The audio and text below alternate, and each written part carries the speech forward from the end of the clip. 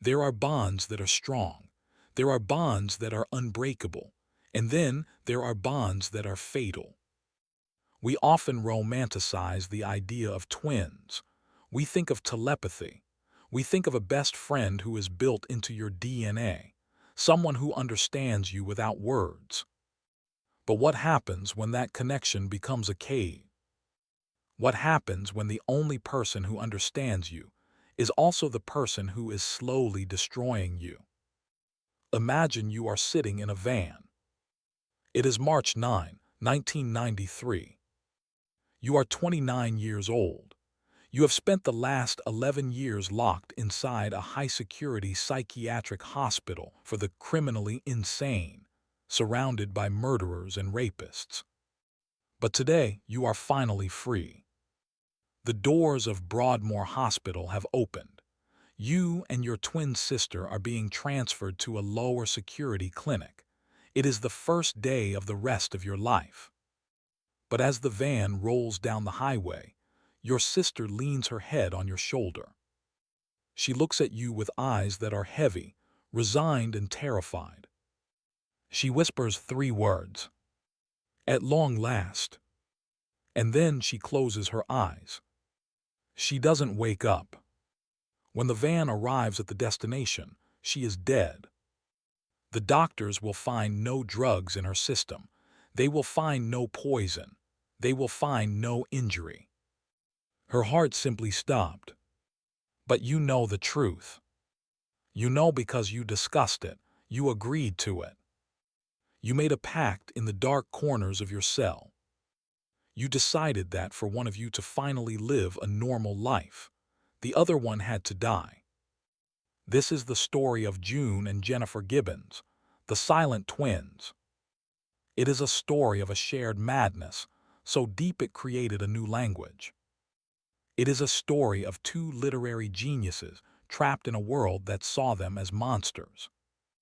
And it is a story of the ultimate sacrifice, leaving us with a haunting question. Can you love someone so much that you have to kill them to set them free? If you are fascinated by the mysteries of the human mind and the dark side of devotion, please hit that subscribe ** button right now. You need to hear this story because it proves that the most dangerous prison isn't made of bars. It's made of a promise. To understand the silence, we have to understand the noise. June and Jennifer Gibbons were born in 1963. They were born in Barbados, but their parents moved to the UK shortly after. They settled in Haverfordwest, Wales. In the 1970s, Wales was not a diverse place. June and Jennifer were the only black children in their school. They stood out. They were bullied relentlessly. Children would chase them home. They would pull their hair. They would scream slurs. The twins learned very quickly that the world was a hostile place. So they retreated. They retreated into the only safe harbor they had, each other. At first, they just stopped talking to the other kids. Then they stopped talking to the teachers. Then they stopped talking to their parents. By the time they were 8 years old, they refused to speak a single word to any adult or outsider. They would only speak to each other. And when they did, it wasn't English. It sounded like birds chattering. It was high-pitched, incredibly fast, and completely unintelligible to anyone else. Linguists later realized it was a mixture of Bajan Creole and English, sped up to a frantic pace. It was a secret code, a fortress of language built for 2. But the silence was just the beginning of the weirdness. As they entered their teenage years, their behavior shifted from shy to synchronized. They began to mirror each other perfectly. If June scratched her nose, Jennifer scratched her nose. If Jennifer crossed her legs, June crossed her legs. They walked in perfect step, like soldiers. They ate at the same speed. They breathed in the same rhythm. It was uncanny. It terrified their teachers. It wasn't just a habit, it was a compulsion. If they were separated, they would freeze. They would go catatonic. The doctors called it elective mutism, but it wasn't really elective. They couldn't speak to others. The bond was paralyzed. Their parents were desperate. They took them to therapists. They took them to specialists. Nobody could break the seal. The experts decided on a drastic measure. We must separate them, they said. If they are apart, they will be forced to interact with the world. They sent June to a boarding school in one city and Jennifer to another. It was a disaster. The girls didn't start talking. They shut down completely. They stopped moving. They stopped eating. They lay in their beds like statues, waiting for the other half of their soul to return. The doctors realized they had made a mistake. They reunited the girls. But the damage was done. The girls realized that the world was trying to tear them apart. So they declared war on the world. Reunited in their bedroom, they locked the door. They withdrew from school. They spent their days playing with dolls, but these weren't innocent games. They recorded their plays on a tape recorder. The plots were dark. They were about American high schools, crime, drugs, and murder. They bought mail-order typewriters. And they began to write. This is the tragedy of the silent twins. They weren't slow or dumb as the school thought. They were brilliant. They wrote novels, full-length complex novels. June wrote a book called Asterisk, the Pepsi-Cola Addict Asterisk.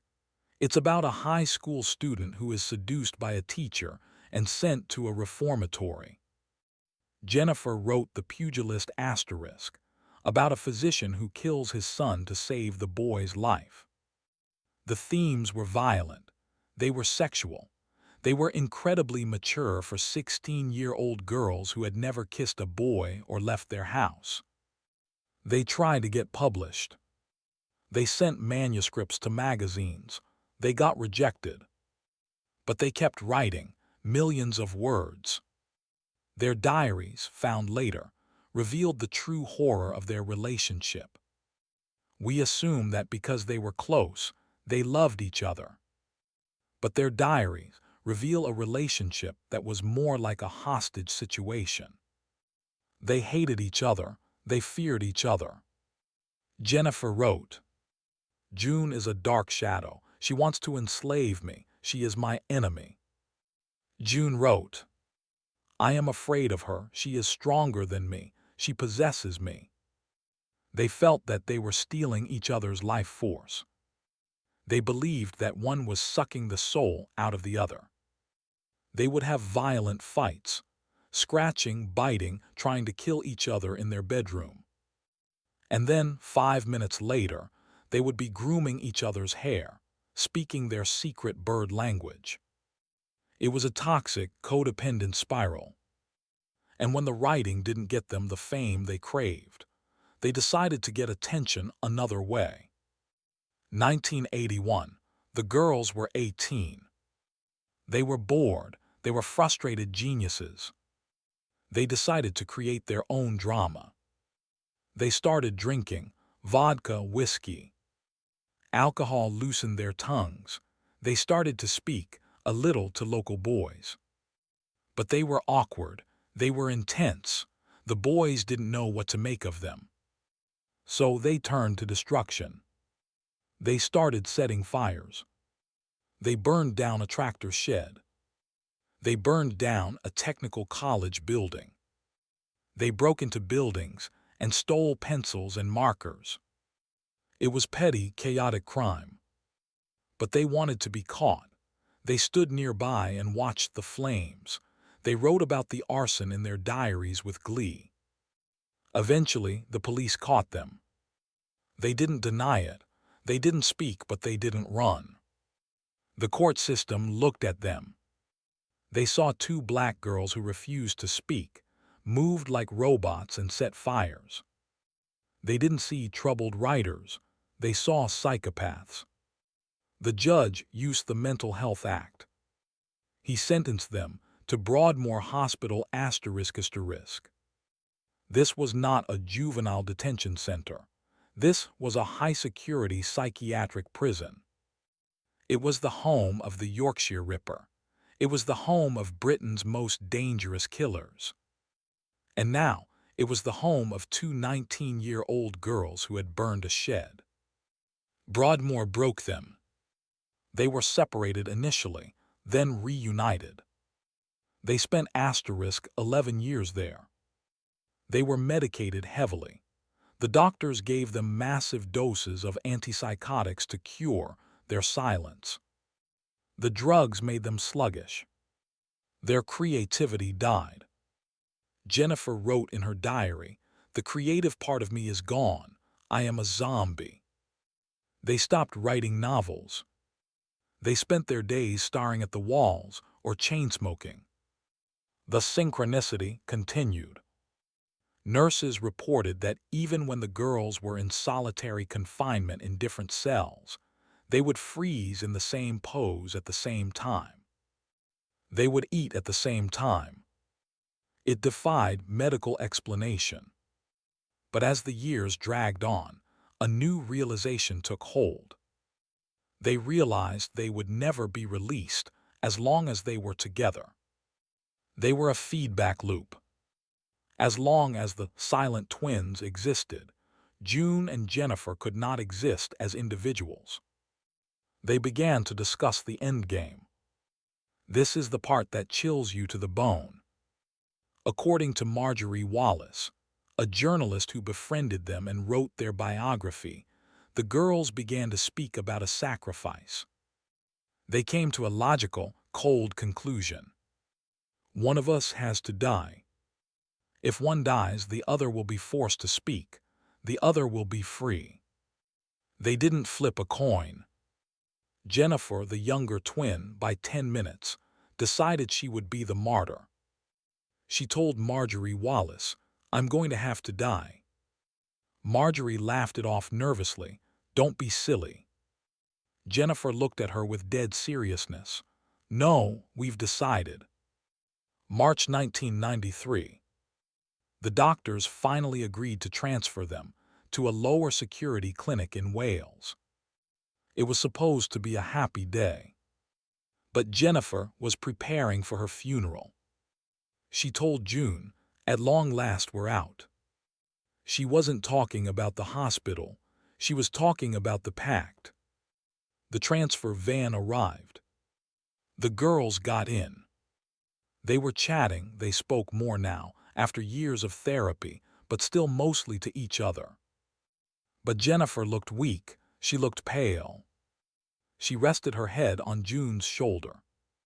According to June, Jennifer said, "I'm dying."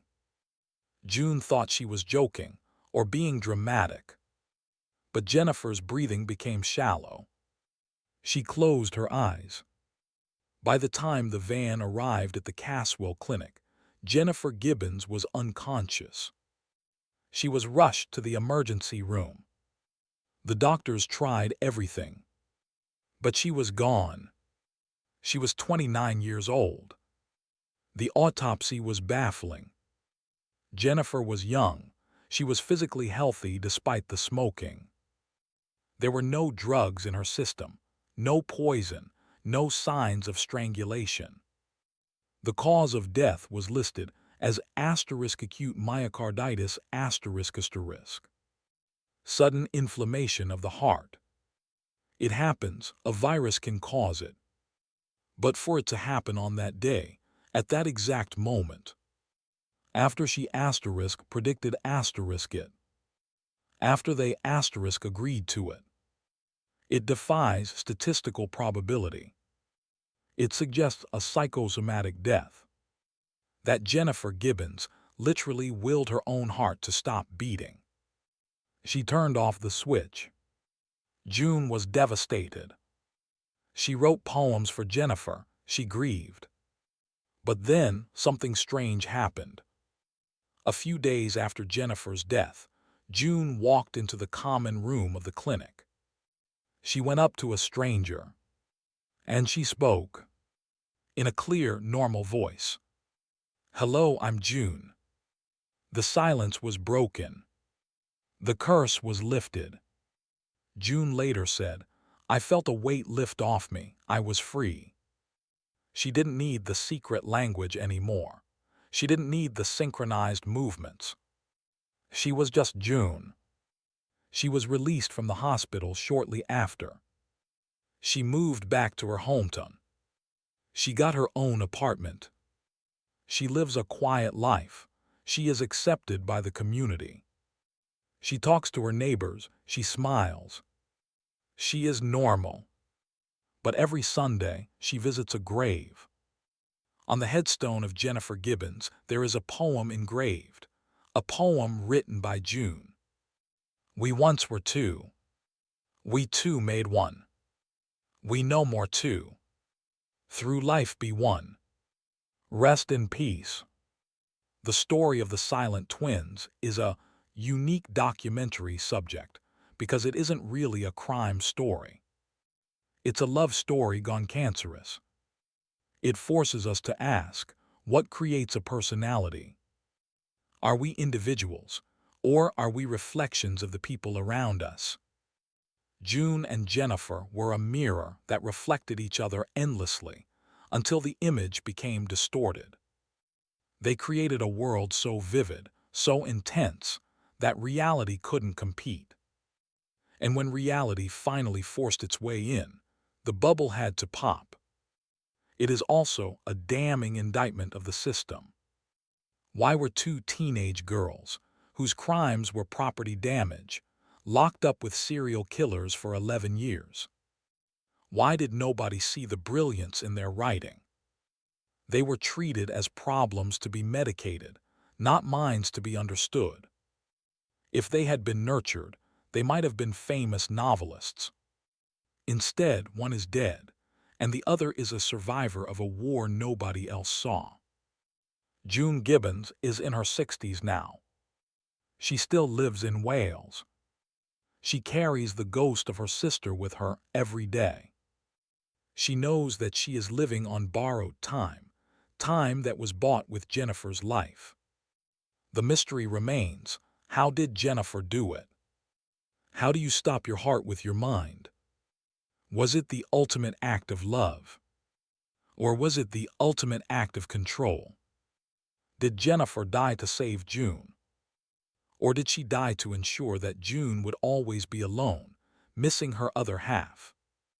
This story is deeply unsettling. The idea of willing yourself to death is scientifically controversial, but in this case, it's hard to deny. Do you think it was a coincidence, or did the Pact actually kill her? Let me know your thoughts in the comments below. If you are fascinated by the strange powers of the human mind, please hit that asterisk like asterisk button. And subscribe asterisk. I have a story coming next week about a man who woke up on a train tracks with no memory, but he spoke 5 languages and had a briefcase full of codes. Stay safe, speak your truth, and cherish your freedom.